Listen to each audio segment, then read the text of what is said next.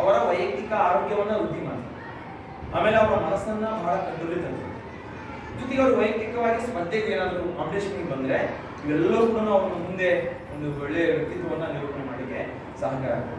ಈ ಯೋಗ ಮಾಡೋದ್ರಿಂದ ಅನೇಕ ಲಾಭಗಳಿವೆ. ಉದಾಹರಣೆಗೆ ನಾನು ಹಳ್ಳಿಗಾಡಿನಲ್ಲಿ ಬೆಳೆದಂಥ ವಿದ್ಯಾರ್ಥಿ. 1ರಿಂದ 10ನೇ ತರಗತಿ ನಾನು ಮಸಲವಾಡ ಹಳ್ಳಿನಲ್ಲಿ ಓದಿದ್ದೆ. ಅಲ್ಲಿ ಯೋಗ ಮಾಡಿದೆ ಅಂತ ಇವತ್ತು 3 ಮಾಸ್ಟರ್ ಡಿಗ್ರಿ ತಗೊಂಡು ರಾಜ್ಯದಾದ್ಯಂತ ಎಲ್ಲ ಜಿಲ್ಲೆಗೂ ಹೋಗಿದ್ದೀನಿ ನಾನು ತರಬೇತಿ. ರಾಜ್ಯದ ಎಲ್ಲ ಜಿಲ್ಲೆಗಳಿಗೂ ತರಬೇತಿ. ಈ ಅಕ್ಟೋಬರ್ ಮತ್ತೆ ಏಪ್ರಿಲ್ನಲ್ಲಿ ಯೋಗದ ನಡೆ ಹಳ್ಳಿ ಕಡೆ ಅಂತೇಳಿ ನಾನು ಶಾಂತಿವನ ಟ್ರಸ್ಟ್ ಮೆಂಬರ್ ಇದ್ದೀನಿ. ಲಾಸ್ಟ್ ಟೈಮ್ ನಮ್ಮ ಒಬ್ಬರು ಫ್ರೆಂಡ್ಸ್ ಬಂದಿದ್ರು, ಅವರು ನಮ್ಮ ಜೊತೆಗೆ ಯೋಗ ಬರೋರೇ ಇದ್ರು. ಮೊದಲು ಗಡ್ಡಿರಾಮಪುರದಲ್ಲಿ ಇರಬೇಕು ಅವರು ಸರ್. ಅವರು ಪರಿಚಯ ಮಾಡಿಕೊಂಡು ನಾವು ಮಂಜುನಾಥ ಸ್ವಾಮಿ ಒಂದು ಇದರ ವತಿಯಿಂದ ಮಧ್ಯವರ್ಜನ ಶಿಬಿರ ಮಾಡ್ತೀವಿ. ಅಂದರೆ ಕುಡಿತವನ್ನು ಬಿಡಿಸ್ತಕ್ಕಂಥದ್ದು ಮಧ್ಯವರ್ಜನ ಶಿಬಿರ ಅವರು ಆಯೋಜನೆ ಮಾಡ್ತಾರೆ. ಅಲ್ಲಿ ಸಂಪನ್ಮೂಲ ವ್ಯಕ್ತಿ ಕೂಡ ಹೋಗ್ತೀವಿ. ಅದರಿಂದ ಏನಾಗುತ್ತೆ ಅಂತಕ್ಕಂಥದ್ದು ಕೂಡ ಮಾಡಿ ಹಿಂಗೆ ನಾವು ಪ್ರತಿಯೊಂದು ಹಂತದಲ್ಲಿ ಕೂಡ ಮಕ್ಕಳಿಗೆ ಒಂದು ಜಾಗೃತ ಮಾಹಿತಿಯನ್ನು ಹೇಳ್ತಾ ಬಂದ್ವಿ. 100% ಮಕ್ಕಳು ಅದರಿಂದ ಅವೇರ್ನೆಸ್ ಜಾಗೃತರಾಗ್ತಾರೆ. ಇದರಿಂದ ಹಿಂಗಿದೆ, ಇದರಿಂದ ಈಗ ಆಗ್ತಾ ಇದೆ, ಇದರಿಂದ ನಾವು ದೂರ ಇರಬೇಕು, ಇದನ್ನ ನಾವು ಅಭ್ಯಾಸ ಮಾಡಿದ್ರೆ ಈ ರೀತಿಯಾಗಿ ಮುಂದೆ ಒಳ್ಳೆಯವರಾಗ್ಬೋದು. ನಾನು ಇಷ್ಟೆಲ್ಲ ರಾಜ್ಯ ಮಟ್ಟದಲ್ಲಿ ನನ್ನ ಮಾತುಗಾರಿಕೆ ಆಗಲಿ, ನನ್ನ ಜ್ಞಾನ ಭಂಡಾರ ಆಗಲಿ, ನಾನು ಗುಲ್ಬರ್ಗ ಯೂನಿವರ್ಸಿಟಿಯಲ್ಲಿ ರ್ಯಾಂಕ್ ತಗೊಂಡಿದ್ದೀನಿ ಫಸ್ಟ್ ರ್ಯಾಂಕ್. ಅದೆಲ್ಲದಕ್ಕೂ ನಾನೊಬ್ಬ 0 ಬರೀ 51% ನಮ್ದು SSLC. PUC ಇಂದ ಹೈಯೆಸ್ಟ್ BCom ಡಿಗ್ರಿ ಕಾಲೇಜ್ಗೆ IS. ಇದೆಲ್ಲ ಹೆಂಗೆ ಸಾಧ್ಯತೆ ಆಯ್ತು ಅಂದ್ರೆ ನಾನು ನನ್ನ ಜೀವನದಲ್ಲಿ ಕಂಡುಕೊಂಡ ಲಾಭ ಯೋಗ ಮಾಡಿ.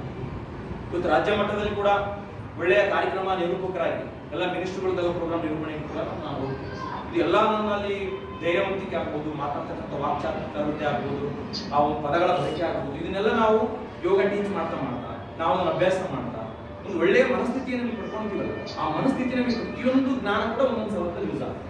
ನಂದು 3 ಕ್ಷೇತ್ರದಲ್ಲಿ ಮಾಸ್ಟರ್ ಡಿಗ್ರಿ, MCom ಆಗಿದೆ, MPed ಆಗಿದೆ, MSc ಯೋಗ ಆಗಿದೆ, PG ಡಿಪ್ಲೊಮಾ ಆಗಿದೆ, PhD ನಡೀತಾ ಇದೆ.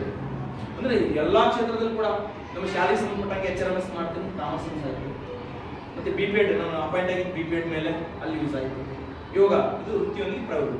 ರಾಜ್ಯದ ಎಲ್ಲ ಮಂತ್ರಿ ಮಹೋದಯರಲ್ಲಿ ನಾನು ತರಬೇತಿ ಕೊಟ್ಟಿದ್ದೀನಿ.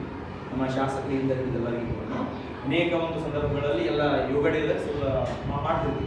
ಅಡಿಲಿನಲ್ಲಿ ನಾವು ಮಲ್ಲಿಗೆ ವಜ್ರಾಢ್ಯ ಪ್ರದರ್ಶನ ಮಾಡಿದ್ವಿ, ಪತಂಜಲಿ ಯೋಗ ಇದೆ, ಎಲ್ಲರೂ ಕೂಡ ಸೇವೆ ಒಂದು ಕಡೆ ಮಾಡ್ತೀವಿ. ನಮ್ಮದೇ ಈಗ ಓನಾಗಿ ದೀರ್ಘಾಯುಷ್ ಯೋಗ ಕೇಂದ್ರ ಅಂತ ಮಾಡಿದ್ವಿ. ಟ್ರೀಟ್ಮೆಂಟ್ ಪ್ರತಿ ಒಂದೊಂದು ದಿನ ಅಂತರ್ಜಾಲದಲ್ಲಿ ಕೂಡ ಕಾರ್ಯಕ್ರಮವನ್ನು ಸ್ವಾಸ್ಥ್ಯ ಗುರುಗಳ ಮೂಲಕವಾಗಿ ತರಬೇತಿ ಕೊಡಿಸ್ತೀವಿ. ಯಾರ್ಯಾರಿಗೆ ಏನೇನಿದೆ ಮನೆಯಲ್ಲಿ ಕುಳಿತುಕೊಂಡು ಅಭ್ಯಾಸ ಮಾಡಿ ಆ ಒಂದು ನೋವನ್ನು ನಿವಾರಣೆ ಮಾಡಿಕೊಳ್ಳಲಿಕ್ಕೆ ಏನು ಸಾಧ್ಯತೆ ಆಗಬೇಕು ಅದನ್ನು ಆಯಾ ರೋಗಿಗಳಿಗೆ ಸಂಬಂಧಪಟ್ಟಂತ ಅಲ್ಲಿ ಕಳಿಸ್ಕೊಡ್ತೀವಿ. ವಾಟರ್ ಥೆರಪಿ, ಮಡ್ ಥೆರಪಿ ಎಲ್ಲ ಕೂಡ ಎಲ್ಲಿ ವಾಸಿ ಆಗದಿರ್ತಕ್ಕಂಥ ಕಾಯಿಲೆಗಳು ಅಲ್ಲಿಂದ ಆರಾಮಾಗಿ ಬಂದಿದೆ. ನಾಗಮಂಗಲದಲ್ಲಿ ಲಕ್ಷ್ಮಣ್ ಜಿ ಅಂತ ಸ್ವಾಸ್ಥ್ಯ ಗುರುಗಳು, ಅವರೆಲ್ಲ ರೀತಿಯಾದಂತಹ ಒಂದು ತರಬೇತಿಯನ್ನು ಅವ್ರಿಗೆ ಕೊಟ್ಟು 15 ದಿವಸ ಅಲ್ಲೇ ಇಟ್ಕೊಡ್ತಾರೆ. ಎಲ್ಲ ತರಬೇತಿ ನಂತರ ಅವ್ರನ್ನ ಆರಾಮ್ ಮಾಡಿ ಕಳಿಸ್ತಾರೆ. ಬೇಕಾದಂಥ ಕಾಯಿಲೆ ಇರ್ತದೆ. ಇಂಥ ಒಂದು ಸಂಪರ್ಕದ ಮೂಲಕ ಪ್ರತಿ ಒಂದು ತರಬೇತಿ ಕೇಂದ್ರಕ್ಕೆ ಕರೆಸಿ ಮಾಹಿತಿಯನ್ನು ಕೊಡಿಸೋದ್ರ ಮೂಲಕ ಏನಾಗುತ್ತೆ, ರೋಗದಿಂದ ಯೋಗಯುಕ್ತ, ರೋಗಮುಕ್ತ, ಯೋಗದಿಂದ ರೋಗ ದೂರ. ಇದಕ್ಕೆಲ್ಲ ಮುಖ್ಯ ಸಾಧನೆಗೆ ಕಾರಣ ಏನೋ ಕಂಟಿನ್ಯೂಸ್ ಪ್ರೊಸೆಸ್. ಇವತ್ತು 3 ದಿನ ಮಾಡಿದೆ, 2 ದಿನ ಸಿಕ್ಬಿಟ್ಟೆ, ಅಲ್ಲಿಗೆ ಅದು ಮತ್ತೆ ಏನು ಮುಂದುವರಿಯಲ್ಲ. ಸರ್ ಅಂದ್ರಲ್ಲ, ಸರ್ ಮೊದಲು ಹೋಗಿದ್ದೀನಿ ಸರ್, ಈಗ ನಾವು ಈಗ ಮೈಗೆ ಒಂಥರ ಸರ್, ಅದು ಯಾವುದೇ ಆಗಲಿ ಆಕ್ಟಿವಿಟೀಸ್ ನೀವೆಲ್ಲ ಅನ್ಕೊಂತಿರ್ತೀರಲ್ಲ, ದೈಹಿಕ ಶ್ರಮ ಆಗೋದು, ಮಾನಸಿಕವಾಗೋದು, ರೂಢಿಗತ ಹೋಗ್ತಲ್ಲ, ಮನುಷ್ಯನ ಸಹಜ. ನಿರಂತರತೆ ಇದ್ರೆ ಏನಂತ ಯಾವುದನ್ನೇ ನಾವು ಅರ್ಧ ತಿಳಿಸಿದ್ರೆ ಸ್ವಲ್ಪ ಅದರಿಂದ ಏನಾದರೂ ಪ್ರಯೋಜನ ಆಗ್ತಾ ಇದೆ. ಹಾಗಾಗಿ ಯೋಗ ಅನ್ನುವಂಥದ್ದು ಎಲ್ಲ ಕ್ರೀಡೆಗಿಂತ ವಿಭಿನ್ನವಾಗಿರ್ತದೆ.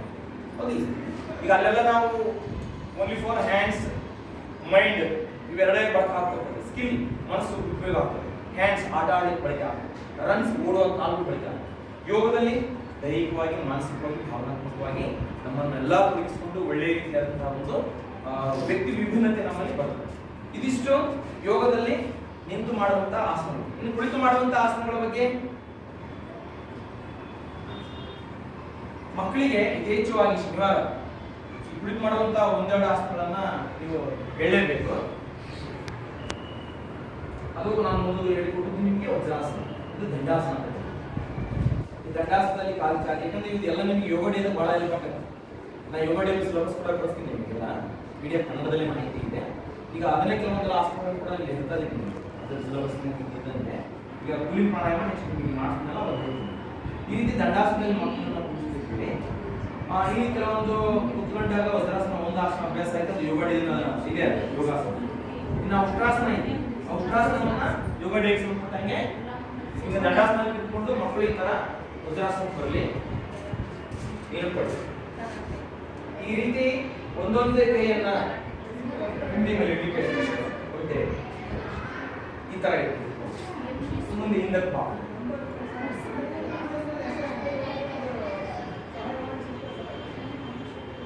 ಮತ್ತೆ ರಿಲ್ಯಾಕ್ಸ್ ಆಮೇಲೆ ಇನ್ನೊಂದೇ ಕೈ.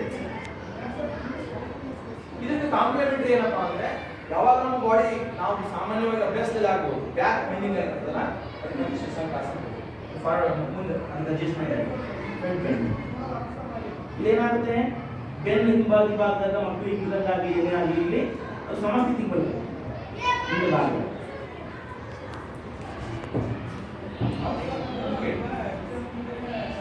ಅದಾದ ನಂತರದಲ್ಲಿ ಮತ್ತೆ ದಂಡಾಸನ ಬರಲಿಕ್ಕೆ.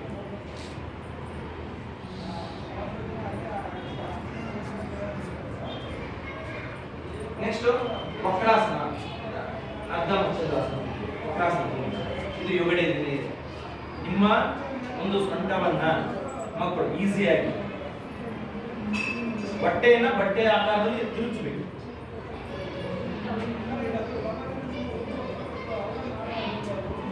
Relax position.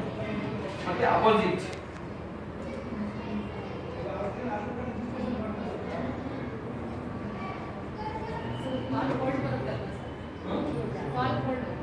ಇಲ್ಲ, ಅದು ನೀವು ಅರ್ಧ ಮಚ್ಚಲಾಸನ.